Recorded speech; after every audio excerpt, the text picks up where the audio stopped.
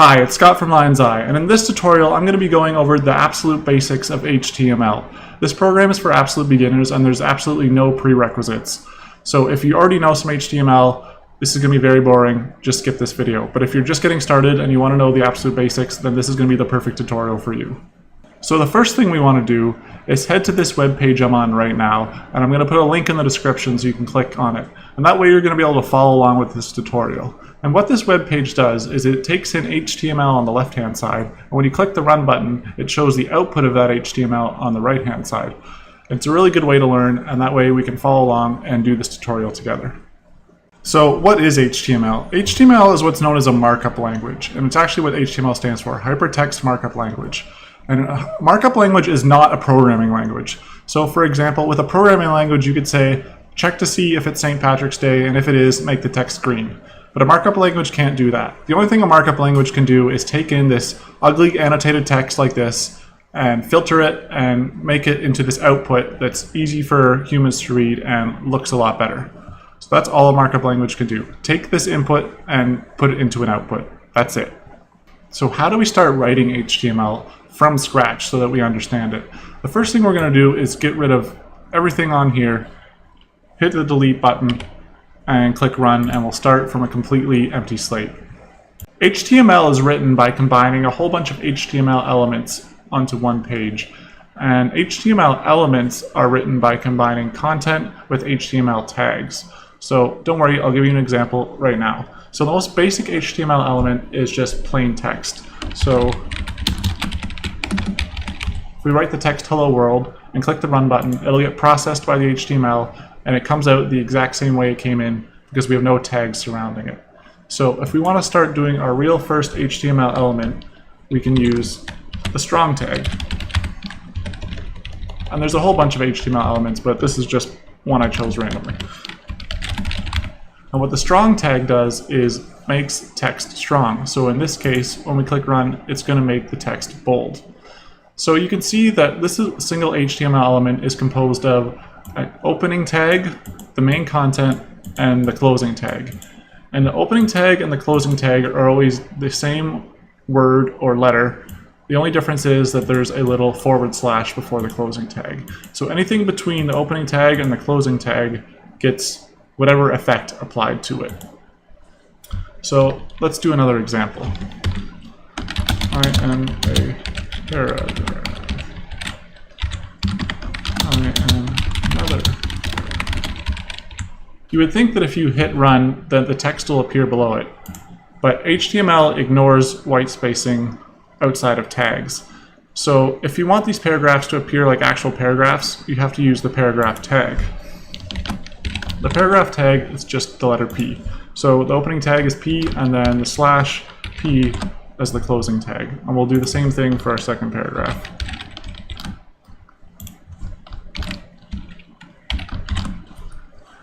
And we click Run, and then we see that now we have two proper paragraphs instead of everything lining up all as one.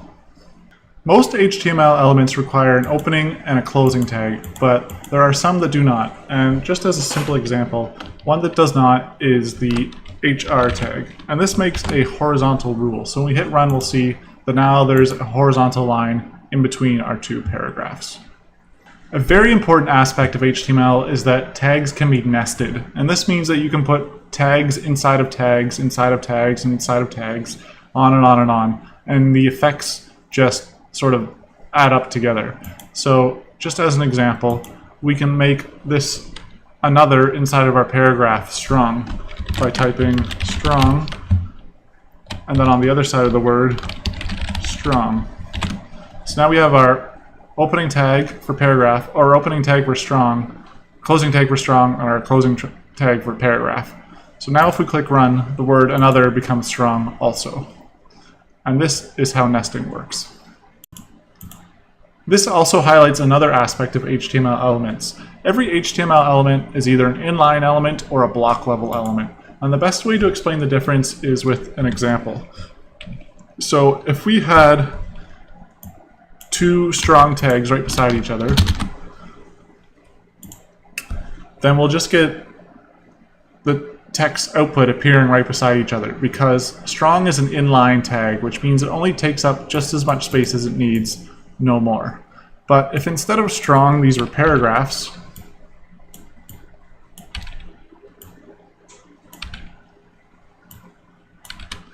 you would see the output now appears one above each other. And that's because the paragraph tag is a block level tag, which means it takes up the entire width possible that it's allowed to. And it forces a new line for the next paragraph, even though on the input HTML side, we wrote them right beside each other here. And every single HTML tag is either block or inline. And the only way to know which is which is to practice or look it up. But you will get used to it very quickly. Next, I want to talk about HTML convention. So what we're going to do is take everything here, hit delete, and hit run, and we'll start with a blank slate again. Years ago, when the internet was just getting started, a bunch of people got together and decided that every HTML document should have the same basic structure so that the web browsers would have an easier time of parsing it and displaying the correct information. And this is what the HTML convention is for web browsers.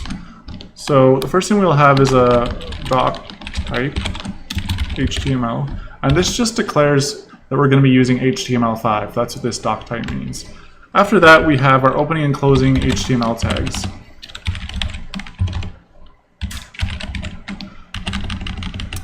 And inside here, we're going to have our heading tags.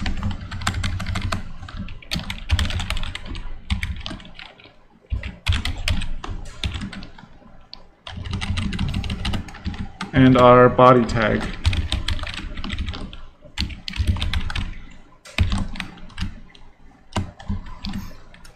And the reason they decide to do this is because lots of times you're embedding external files, like maybe you have a special font you want to use on your website, and there need to be a place to bring all that stuff in. So that's what the head is for. Inside the head, we can bring in all the external files we need, and inside the body is where we're going to put our main content. So one of the main things that goes in the head is the page title.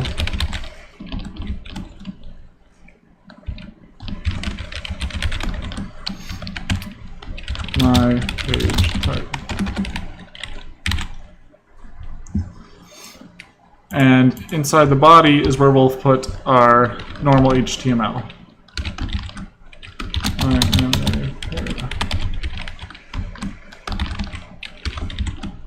So now if we run this, we'll see that I'm a paragraph because it's inside the body tag, but everything inside the head tag doesn't get actually displayed on the right-hand side on your page.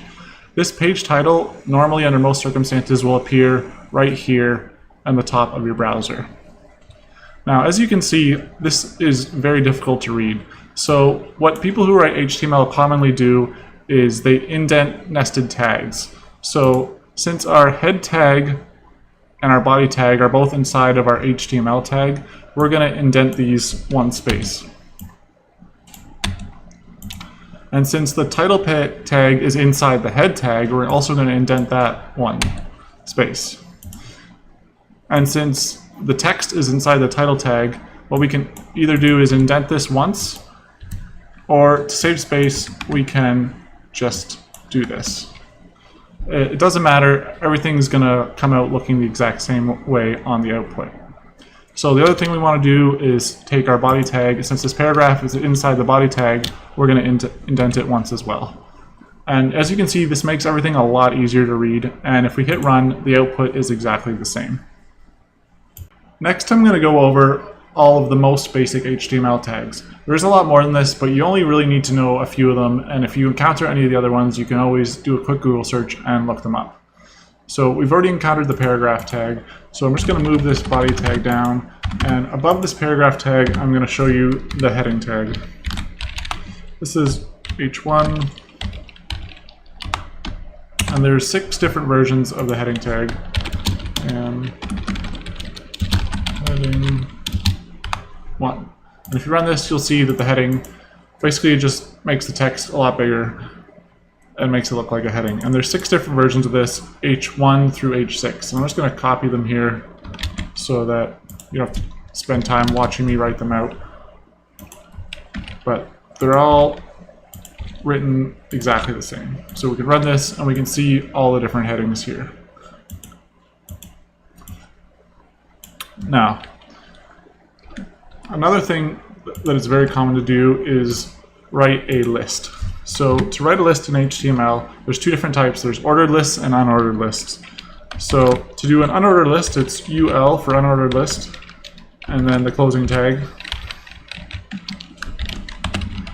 And inside this unordered list, we're going to have a list item.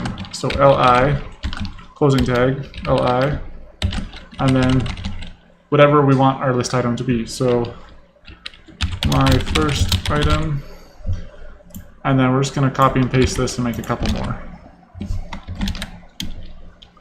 And we'll indent them along the way. Second item. But remember guys, the indenting is just to make it easier for me to read. So now you can see that we have a unordered list. So we can do the exact same thing with an ordered list, just by changing the UL to an O for ordered. So we'll make this OL and OL, and now when we run it, we'll see that it lists them out 1, 2, 3. As many items as we put in here, it'll just keep increasing the number. So remember, nesting still applies even with lists. So if we want to put a list inside of our list, we can do that. So what we can do is copy this whole list here and open up the second item in the list and just paste everything right in here. And I'll tab it in again. And now if we hit run, we'll see that this list now has a list inside of that list. And this is commonly done, and you can see that HTML has distinguished them by using a different style of bullet inside this list. And you can go as deep as you want. You can put as many lists inside of lists as you want. But the HTML will just get more and more confusing to look at. So I'm going to get rid of this, and next we're going to talk about images.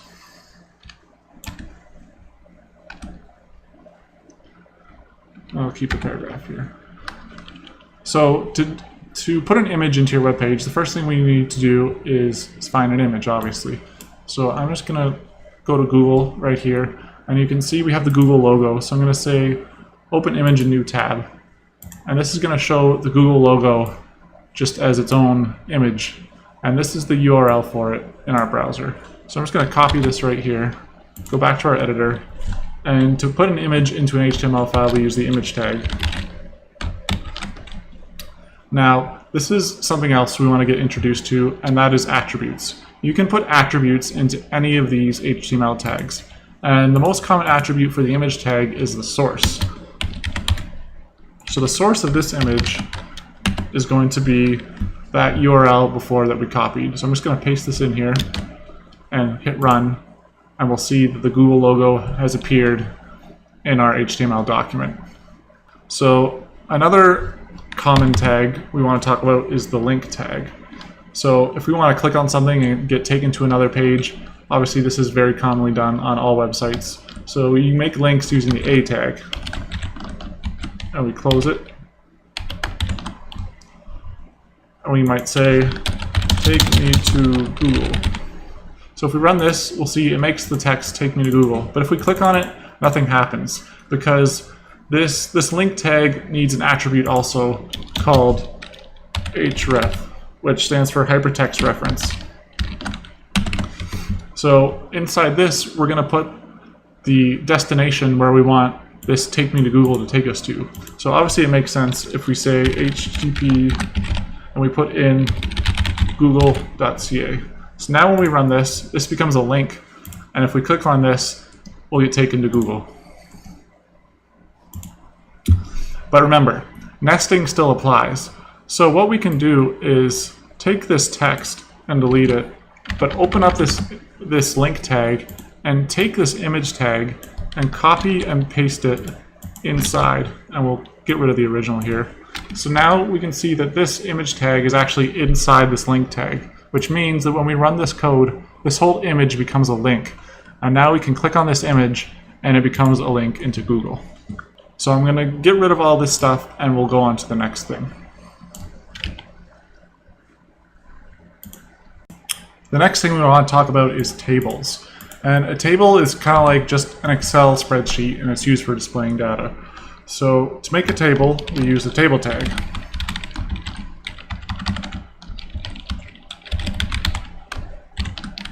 And a table tag takes in table rows, which is just tr.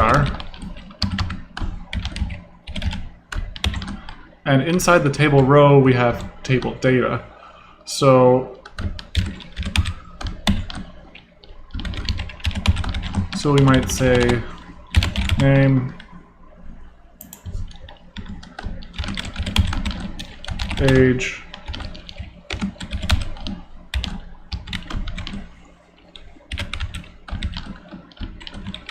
phone number.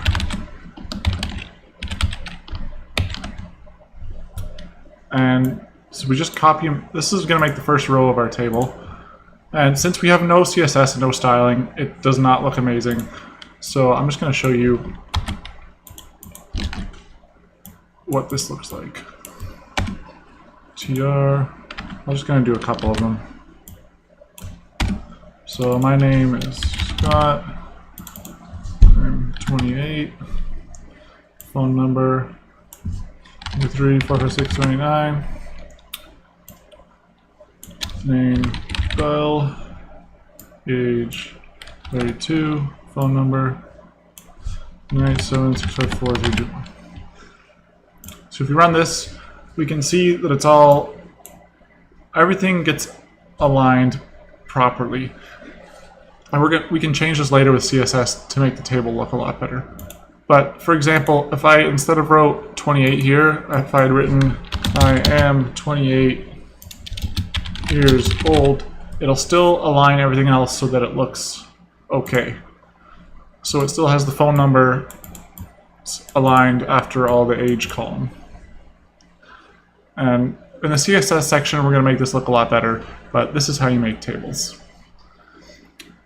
And one other thing we want to know how to do is make forms. So we're going to get rid of all this, hit run, and now we're going to make a form. So to make a form, we say form,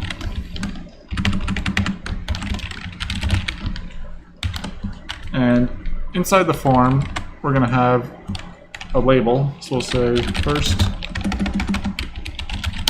name,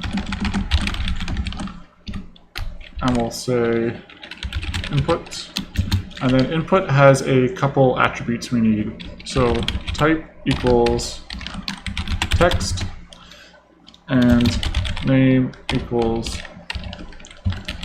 first name.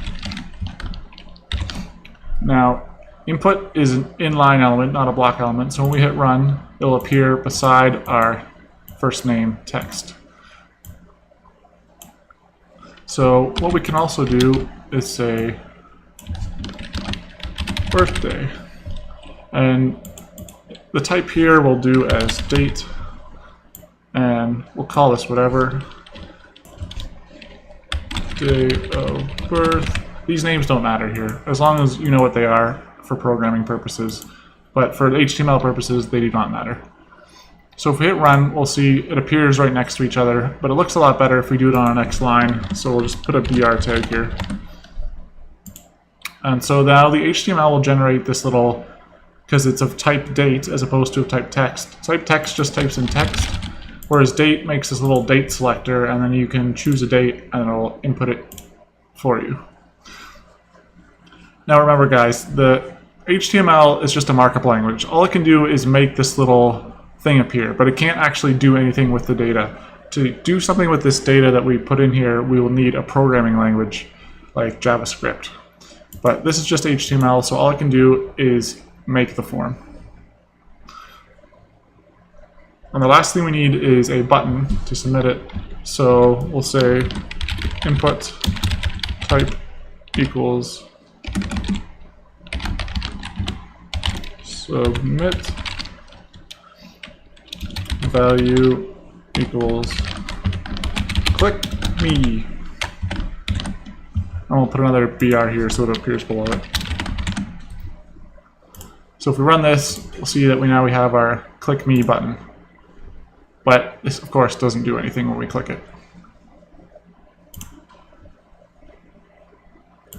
All right, I'm just going to get rid of this and click Run. So that's it for your HTML tutorial. If you got a lot out of this, then please take 10 seconds out of your day and leave me a review by clicking on the link below this video. And next we're going to be doing a CSS video, which is going to help us expand this HTML and make everything look like a proper web page. So stay tuned for that. But in the meantime, if you could leave me a review, it would be really great. Thanks for watching.